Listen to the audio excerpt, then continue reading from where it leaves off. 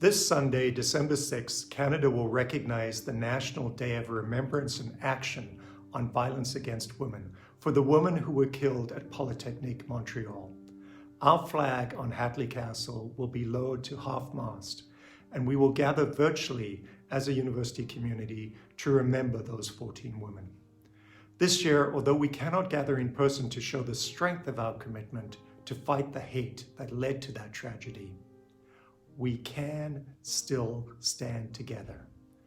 The COVID-19 pandemic has led to what is being called a shadow pandemic. That is an alarming increase in violence against women around the world. Emerging data shows that domestic violence in particular has intensified since the outbreak of COVID-19, including an increase in calls to helplines. This is why we need this Day of Remembrance. This is why we need the UN's 16 days of activism against gender-based violence. December 6th is a day to remember those we have lost, but it is also a day for action. In Canada and around the world, women, girls, LGBTQ+, and gender diverse individuals still face violence and discrimination. It may feel that there's so little we can do when we're keeping our distance from each other, but we can speak out against harmful behavior. We can listen to survivors.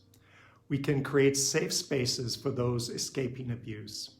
We can support transition shelters with our time and our donations if we are able.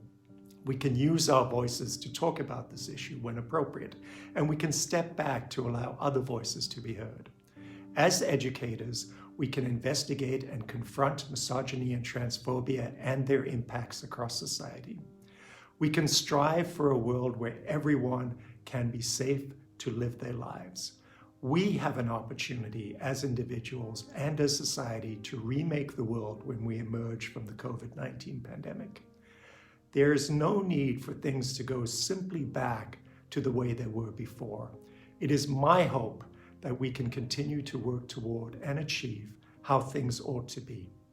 Thank you, everyone, and please take care of yourselves.